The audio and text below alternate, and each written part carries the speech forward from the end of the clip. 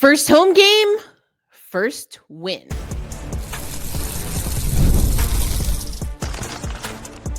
You are Locked On Kraken, your daily podcast on the Seattle Kraken, part of the Locked On Podcast Network, your team every day. Hey, Seattle hockey fans, welcome to another episode of Locked On Kraken, a post-game episode of Locked On Kraken. My name is Erica L. Ayala. I am your host of Locked On Kraken. I am also an accredited media member headed to Milano Cortina to cover some of our Kraken at the Olympics. Want to let you know that, today's episode of Locked On Kraken brought to you by our friends at FanDuel. Download the FanDuel app now by visiting FanDuel.com and win $300 in bonus bets if your first $5 bet wins. As always, the Locked On Kraken show, part of the Locked On Podcast Network. We're bringing you your favorite team, the Seattle Kraken, every single day. Post-game episode, and the Seattle Kraken, one game in, one win. And it wasn't a perfect game. So we're going to hear from Lambert. We're going to hear from Joey Daccord. We're going to hear from McCann about that. I'm going to give some notes and quotes. We'll talk about the lineups, who did and didn't play, who was kind of, the short bench, things of that nature. And then I want to focus on something that McCann said about positive yelling and why I'm okay with it. And what I think it's indicative of. So that's today's episode in a nutshell. Let's get it going. The first thing that I want to talk about here is that the Seattle Kraken, despite being outshot, are able to get the win. Now, on the one hand, you don't love that they're outshot, especially early on in the game. You can see the shots on goal here evened out overall. But at some point, it was, the Kraken were sitting on 26, and the Anaheim Ducks were upwards of, almost already 30 shots on goal. I think that was right after the second period. I was listening to Alan Everett on the radio since I'm on the road again. But, I think that the shot quality was about even. Let's go to our good friends over at Natural Stat Trick for those who are watching on YouTube. Thanks for those on YouTube, listening on audio. But we know that net front presence was something that this team under Lane Lambert, I almost said Leo Lambert. That's the name of the former president of my college. Anyway, Lane Lambert wants this net front presence. And if we see 5-on-5 hockey here, you see that nice heat map. I like to see it. And so, you see this for both teams, action in front of net. We'll talk about what that looked like for the Seattle Kraken. We don't love that there is a lot of action on the Ducks side, but you love to see that there was a lot of action on the Kraken side. So defensively, you'll hear from Lane a little bit. You'll hear from Joey and McCann. Definitely areas this team knows they have to focus on, but there were also a lot of defensive bright spots. Let's talk about, who scored in this game. The Seattle Kraken win the game 3-1, and it's Vince Dunn that gets it started. Vince Dunn. We also had Mason Marchment and McCann score. And when you look at and we'll focus mostly on the box score here.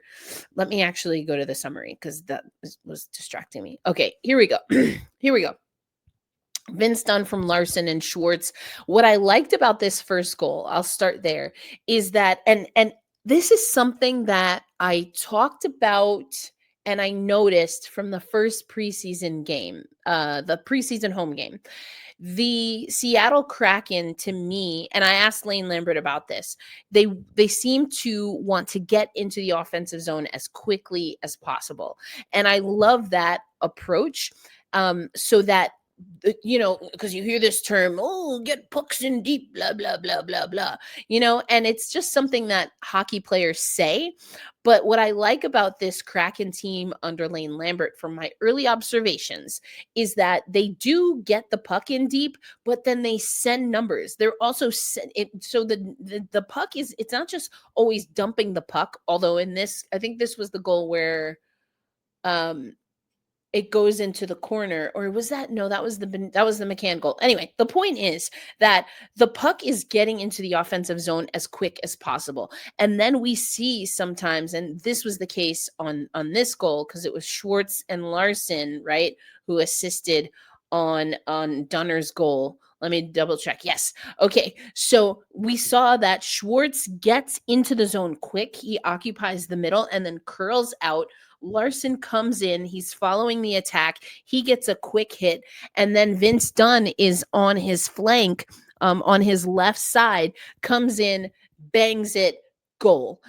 The reason I like that is because you give yourself opportunity, and the first players, your forwards, are pushing that defense down.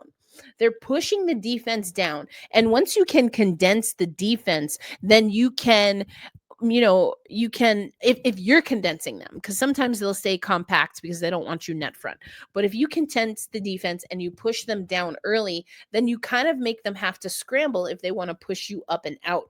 And so bringing numbers and getting pucks in deep, but also getting numbers into the offensive zone is something that I absolutely loved. Now, if I think about it was the McCann goal.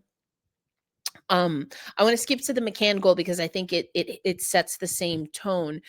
It's the assists from Eberle and Beniers. And so if I'm not mistaken, Eberle, similar situation, he dumps the puck down into the corner. And I think it was Beniers that gets that low below the goal line, and then shuffles that puck up to McCann. So you're getting pucks deep, but you're also getting players deep. So then the trailers, bang, one-timer. What that also does is that by nature, the defense, including the goaltender, of course, right, are focused on where the puck is. And so if you can come in on their periphery or even beyond that and have someone who can execute one-timers, I mean, that's going to be great hockey if the Seattle Kraken can keep it up. So that's the upside.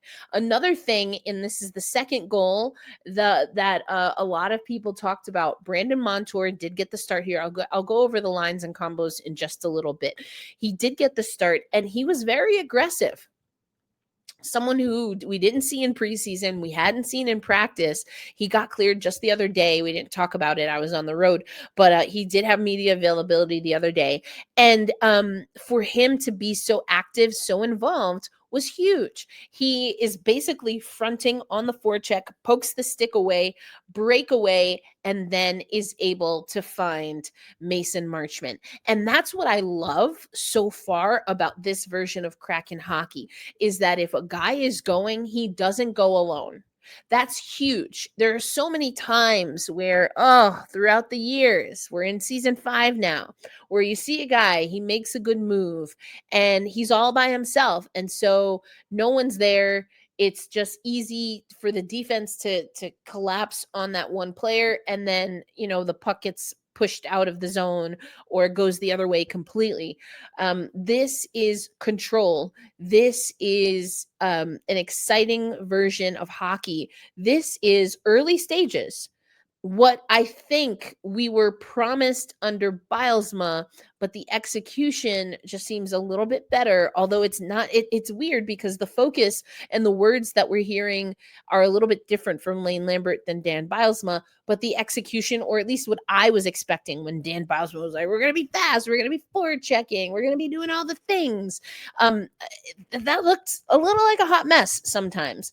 And what I'm gathering, although I still have my questions regarding Lane Lambert, but what I'm gathering here is the structure was missing. Maybe the vision was there, but the structure was missing under Bylsma. I still think there was some kind of leadership hang up, some kind of swing of power or conflict that made things difficult for Bylsma, because I liked it, the concepts of a plan, right, that we had under Bylsma, but the execution wasn't there.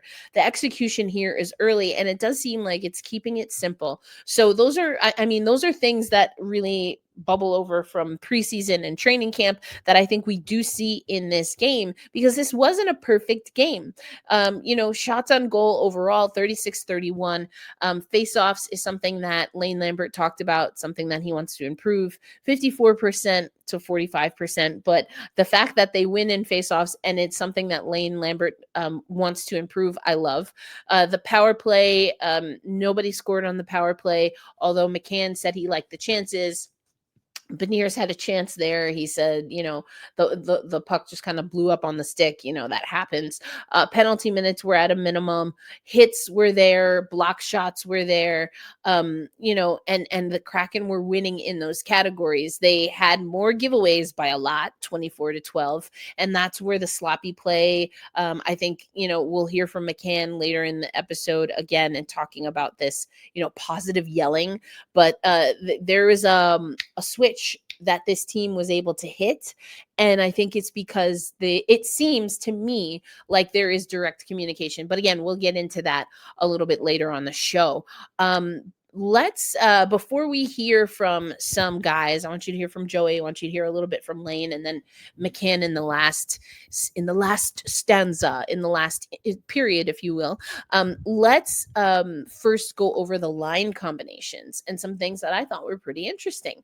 So we see Beniers centering McCann and Eberle, very close to that Triple J line I like from season 1. Beniers taking over for Schwartzy, although technically I think it was McCann that was centering that line. But I like these guys together without Capo Caco, who I do like with Beniers. I think this is a good way to settle the top line with Beniers. Then we saw Wright with Schwartz and Tolvanen. I've liked Wright with Tolvi, and Bjorkstrand was the other winger on that line. Again, I was listening on the radio, so I want to focus a little bit more on this line, look at some of the film just to see how they're moving. But I like the line. They were able to, get involved and get on the attack here. Schwartzy again, setting up. Who did I say he set up? Was it Marchment? So, actually, hold on. Let me double check that. It was Schwartz. Vince Dunn. Right. That makes more sense. I was like, why would Marchment be there? Speaking of Marchment on the line with Chandler Stevenson. So Stevie centering Marchment and Winterton, and then Gaudreau centering Ty Cartier and Jani Newman. No Berkeley Catton. So we'll hear from Lane Lambert again in the next segment about that. But no Berkeley Catton. I'm not completely surprised, but we'll talk about that as we continue on here. Larson and Dunn, they combine for the first goal. They are partners once again. Lindgren with Montour and Mahura and Alexiak. So again, I didn't really expect Fleury to factor in much here, but that's what we see.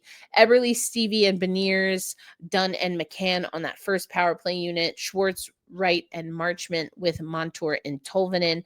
And then it was Joey Daccord in net. Coming up, we'll hear from Joey Daccord and Lane Lambert a little bit, and then I'll break down what I think Jared McCann meant by positive yelling and why I think it is a positive sign. That and more coming up on today's episode of Locked On Kraken. Today's episode of Locked On Kraken, once again, brought to you by our friends at FanDuel. We know, in addition to the NHL kicking off officially for Kraken fans, the NFL season is here, and FanDuel has an offer that you don't want to miss. Right now, new customers can bet just $5 and get $300 in bonus bets if you win. That's right. Pick a bet.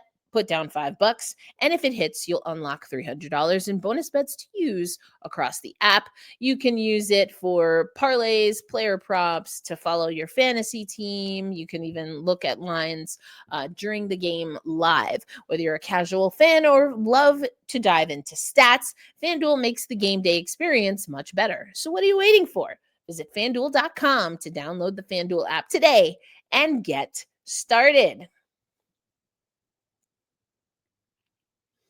Seattle hockey fans, listen, I'm on the road and I also relocated in Tulsa. So I'm very sad to say that I do not have the UMA hat or the chain. I'm here in Phoenix for the WNBA finals and I might have to find a party city. Also, side note, those some of you know I'm from New York, not a Yankees fan, but the fact that I saw someone make a meme where it was Yankee Stadium and then like the Spirit Halloween store, which is like, that's the Halloween store when there are businesses that are maybe not, in season or whatever, they tend to turn into Halloween stores. I don't know if it happens all over the country, but certainly in New York. That was hilarious to me. And sorry to the Yankee fans who are also Kraken fans because you're seeing my darker side, but anyway, just had to put that in there. The Mets Citi Field's been a party city, for a while. So either way, but we're not going to talk about that. The point is, this is the Locked On Kraken show. Thanks as always for making it a part of your daily destination. This is the post-game show on Thursday. First home game, first win. And we heard from Joey, we heard from Lane, we heard from McCann, and you'll hear from McCann in the next segment. Getting this first home win was huge. The team didn't play well at home last year. We talked about that so much last season. And it sounds like Joey, for one, didn't maybe really completely realize what the schedule or what the record was at home. But he liked being able to play in front of the home fans and get a win. Let's hear what Joey Daccord had to say after this game. I didn't know that, actually. I didn't know that, but I mean, anytime you can start off on the right foot, it's a positive. I think there's so many good teams in the NHL that any way that you can win any given night, some nights it's going to be ugly, some nights it's going to be pretty, but any night you can get 2 points is huge. And to be able to start off on the right foot here with 2 points and hopefully get this train rolling in the right direction is a big positive for sure. Joey, what did you make of the flow of this game? Just kind of how the team looked in the first period compared to later in the game? Yeah, I mean, it's always tough starting the game with, all like the ceremonies and festivities before. It's a lot of standing around and waiting, and it's not an excuse, but it's definitely a big difference from the flow of a normal game. I think we played well, even though, I mean, the shot counter was a little lopsided at first, but I thought we played well. I thought we just found a way to just battle through it as a group, and then eventually, as we started to get our legs there in the second period, and then eventually dominate the third was great to see from my end. And it's game 1 of 82. We hadn't played a game in 8 days. We can just build from here. Coach Lambert has talked a lot about defensive structure and accountability. All that. Did you see that in the game tonight? Absolutely, yeah. You can see it all over the ice. It's probably easier for us to see because we know exactly what he wants, and when it looks the right way and when it doesn't, and you can see it. You can see it coming, and it's not going to be a perfect right away, but we're gonna keep building with it, and we're gonna keep getting better with the structure. Joey. A lot of things that Joey said there that I thought resonated. He didn't know about the home opener, very specifically record, the Seattle Kraken getting a win there. Good. He talked about kind of playing through, my words, not his, but like a slog. Opening day festivities, kind of waiting around, everyone gets introduced, and those are important things for fans, and they throw things off for players. And Lane Lambert talked about that as well. But also something you got to get used to. It happens in sport. Every team has to deal with it. It's also something that, if we're being honest, if you want to be a postseason team, you have to get used to some of those things being thrown off. I think also sport could maybe protect athletes and, figure that out a little bit, but I digress. I think also, him again, just talking about how this team had to figure out how to communicate through what wasn't working. You heard him talk about the shots. We'll hear from McCann. I believe it was McCann, and maybe Lambert alluded to this, but again, asking our goaltenders to step up in ways, that we have to be mindful about. When I was listening on the radio, what Everett and Al were saying is that, this might be a squad where you have to get used to, because again, I'm thinking about what they were talking about after the second period, but 2-1 at that point, this is a team that likely is going to be in a lot of 2-1 games. Are they going to be leading? Are they going to be trailing? But if you're leading at the time, which they were, I believe it was Al that was saying, so what is this team going to do? Are they going to be able to hold on to a lead? They extended it a little bit with that McCann goal. But these are all question marks because historically, especially thinking of last season, we didn't know what this team was going to be able to do. And so the fact that we're seeing some of that already, I think is huge. Let's also take you to Lane Lambert, because he described a few different things that I thought were interesting. Talked a little bit again about, coming out. He talked about the record for home teams in the first night of the NHL. So he had that stat, like only 2 teams won out of however many played. But I thought he had some interesting insights here. And, he also talked a little bit about Jani Newman, who was short shifted late in the game, as well as Berkeley Catton. Let's hear what Lane Lambert had to say. Lane, what were the biggest adjustments that you saw from the guys from the first period through to the third period tonight to really flip things around? I think, early on we were having trouble, making some plays coming out of our zone, and it ended up in a situation where we spent a lot of time in our zone in the first period, and, we had the puck on our stick a lot. So it's just some turnovers and things like that, and I thought we did a better job of managing that. As the game went on, I also thought that we were a lot more aggressive sort of in the back half of the game. Lane, on the goal that Marchment scores, Montour steals it in the defensive zone, races it up the ice. Is that kind of your definition of turning defense into offense? Like, is that kind of what you're looking for on that front? Yeah, he did exactly what I guess what we wanted him to do. Of course, he made an elite play. So certainly was well done from that standpoint. But the whole sequence was pretty well defended, and then and then you've got an elite player making an elite play, and that's always nice to see. And Jared McCann said there was some encouragement, as you would call it, in the dressing room in between periods. Did you hear any of that, or were you involved in the conversation at all to help turn things around in the second? Yeah, I mean, you get into a home opener, and there's some nerves. You've played some exhibition games, but you haven't played, quote unquote, a regular season or a real game for a long time. And if you're looking at the league as a whole right now, I think home teams were like 2-7 in the first 2 nights, or 2-5 in the first 2 nights. You get the introductions, and your routine is a little off or whatever, and so there's times when teams are coming out a little slow, and that's what we did. Well, we got to continue getting better on faceoffs. I think there's opportunities. Speed.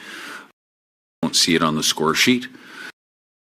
Yeah, I think for the most part, we did some pretty good things. I think there's a couple opportunities that we could have that we can shoot the puck on, and maybe not quite get too fancy. I thought we entered the zone pretty well, but we had some looks for sure. Coach, what are some things that you're going to be working on here in the next few practices after seeing the performance tonight? Well, we got to continue getting better on faceoffs. I didn't think we were terrible, and I'm not talking about our centermen necessarily winning faceoffs. I'm talking about our plan off of wins, or even our plan off of losses. I think we have to be more detailed and get better in that area. And then, we'll continue to work on our neutral zone. I saw, obviously, Berkeley Catton was a healthy scratch tonight. I was just curious what you think the plan for him is going to be kind of going forward, especially in these early days. Yeah, we'll continue to work with him. We'll continue to work on his development. There's a lot of different things that go into that. And we have, Jessica and Justin Ryer doing a good job with helping him in that situation.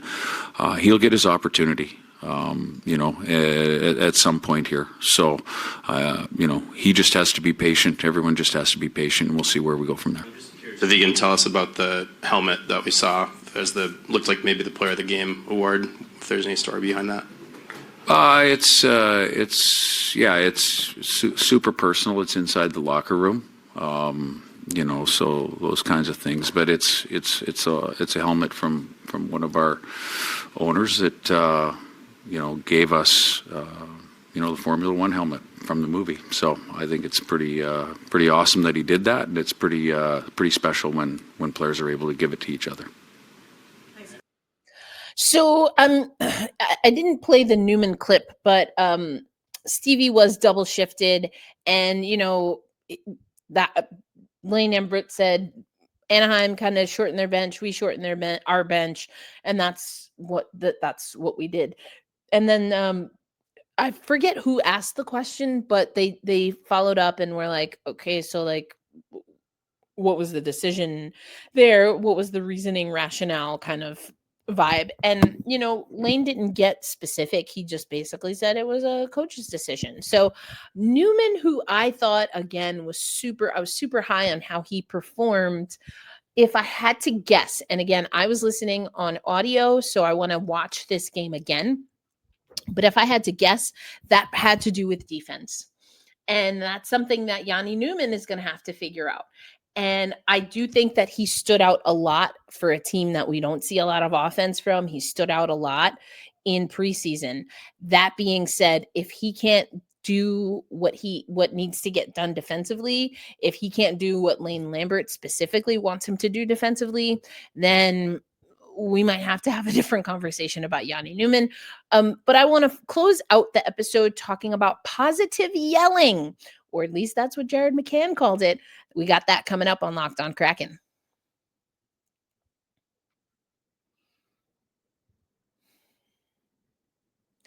First home game, first win for your Seattle Kraken. Erica L. Ayala here again, your host of Locked on Kraken. And it's good to talk to you after a win. It's good to talk to you after the first home game. Again, I don't have the UMA hat, but I don't know. We heard about the Formula One helmet. Anything but that stupid WWE belt. Oh gosh, it lacked so much character. I'm glad that there's at least, something that makes sense for the organization. Jerry Bruckheimer must have been the owner that Lane Lambert was talking about, not Brad Pitt. For those who are everydayers, I talked about my foible at the draft when I was like, oh my gosh, they're saying someone from the movie F1 movie is going to come out. I was like, oh my God, it's Brad Pitt. It's totally Brad Pitt. And they were like, Jerry Bruckheimer. And I was extremely disappointed. But then also I was like, oh yeah, that makes sense. Brad Pitt still would have been cool. Either way, I think that it was a win, and that's the important thing. Joey talked about it. Canner will talk a little bit though about the things that need to be better. And I love that this team is identifying that and taking accountability. That is something that we heard the team say, but I'm not sure I believe them, and mostly because they kept saying it but not actually doing it. So here's what McCann had to say after this game. And is it going to be something where these words become actions? And I'm going to tell you why I think it's possible that they will, but let's hear from McCann. You guys found success going to the net as the game kind of went on. How important was that, just given the way the game was playing out after the first period? Yeah, I felt like they kind of controlled the play the first period. Obviously, we gave up a lot of shots, and Joey held us in there, so kudos to him. At the end of the day, we got to be better defensively, especially we got to start better. I think we're kind of getting back to where we were last year with the starts, and we need to fix that. So, but all in all, I feel like it was a good game for us. What did you do to change the momentum and generate more offense? Besides yell at each other a little bit. To be honest with you, I think we just kind of dumbed it down a bit. Obviously getting used to the ice again and all that stuff, and we just try to keep it simple. Like I said, dumb it down and just kind of get pucks the net, get bodies to it, and make it. Obviously, he's a really good goalie, right? So you got to take away his eyes. Was there a little bit of yelling in here after the first period? Yeah. Positive yelling. positive yelling. That's where we're going to go with. Jared, how much of it was Brandon's effort on that play too, to kind of get the momentum switched a little bit and kind of have that deflate them a little bit and kind of get you guys jolted? Yeah, when you see a D-man like that who obviously missed a lot of training camp, he comes in and he's one of the hardest working guys. And you better get the butt going, right? So no excuses, and it's not going to be pretty every night, but as long as we do that consistently with effort, we'll be fine. Jared, how much of a tone setter is it to win this opening game here at home? I think it's great. Obviously huge. We didn't really have much success last year in here, right? So, we obviously have great fans, and when we want to bring the energy, and they bring the energy for us. So, it's good to get the first one. Jared, how much of a confidence boost is that for you to score in the first game? I know last year you didn't score quite as much as you're accustomed to, right? What does that do for you going forward? Yeah, I'm just going to keep playing my game. I know I'm not a big points guy, and I never have been. So, thank God I play with two really good players. So, I'm just going to continue to work with them as much as I can, and whether it be shoot the puck. I know there were some instances where I could have passed it a little bit more, but I'm going to try to shoot a little bit more this year. How nice was that play by them with Eberle on the dump in and then Beniers making the pass to you? Yeah, beautiful. Like I said, I'm a very lucky guy to play with two great players like that who have the skill and obviously great leaders, and I'm just going to try to, like I said, help them as much as I can. How'd you feel about the power play tonight? Not scoring there, but how'd you feel about the chances that you guys created? We had some good plays. Obviously. Let's leave it there. I think there's a lot of things that I like about what McCann said, giving a shout out to his line mates, and them hooking him up with, it really was a great setup. And that's more of what we need to see. You heard him talk about Brandon Montour and setting the tone. And then there was the positive yelling. He said, we'll keep it at that. This team is going to hold each other accountable in real time. And that's why it was so critical that Lane Lambert practiced that in preseason, in training camp, actually, before we even got to games. He was stopping practices to talk things through. And that's what this team needs to be able to do. Hold accountability in real time. You don't have to wait for a freaking loss to fix things. If you see something, say something, right? Again, maybe that's just because I grew up in New York City, riding the subway, and you see the signs. If you see something, say something. What are we staying quiet for? You're here to win games. If you can win games by saying something, then say something. Anyway, I got worked up there. But anyway, I think the accountability is huge. So I'm all for the positive yelling.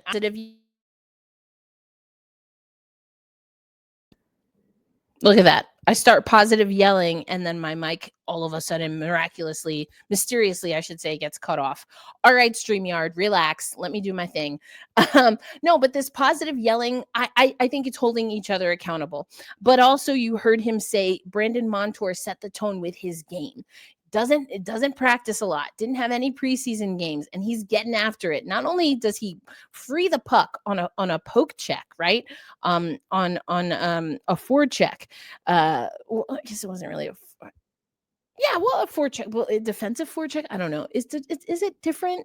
I feel like it should be a different term, but also if it's not a different term, I'm okay. This is when you can tell I didn't grow up playing hockey. Let me know in the comments. Is a forecheck still something that you can do when you're on the defensive side, or is that only reserved for when you are in the offensive zone? Either way, he poked the puck away, goes on a breakaway, and sets up that goal.